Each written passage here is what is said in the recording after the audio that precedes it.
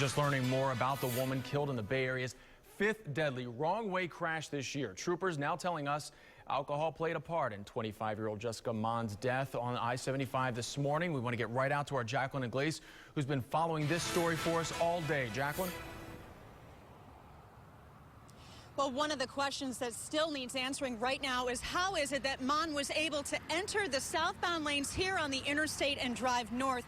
Troopers tell me they're working with two possibilities. They say Mahn either entered the southbound lanes from here off of State Road 52 or made a U-turn while already on the interstate.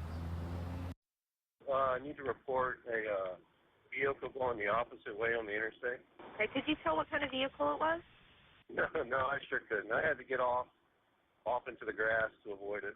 The woman behind the wheel, 25-year-old Jessica Mahn. Here she is in Facebook photos.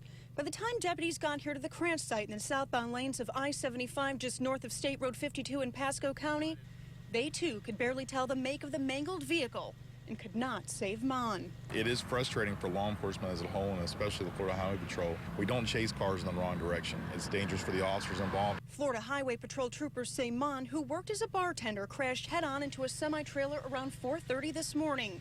Mahn was heading northbound in the southbound lanes of the interstate. The driver of the semi saw Mahn coming and tried to swerve, likely saving his life. Fortunate for him, he did so because the impact on him was actually on his trailer.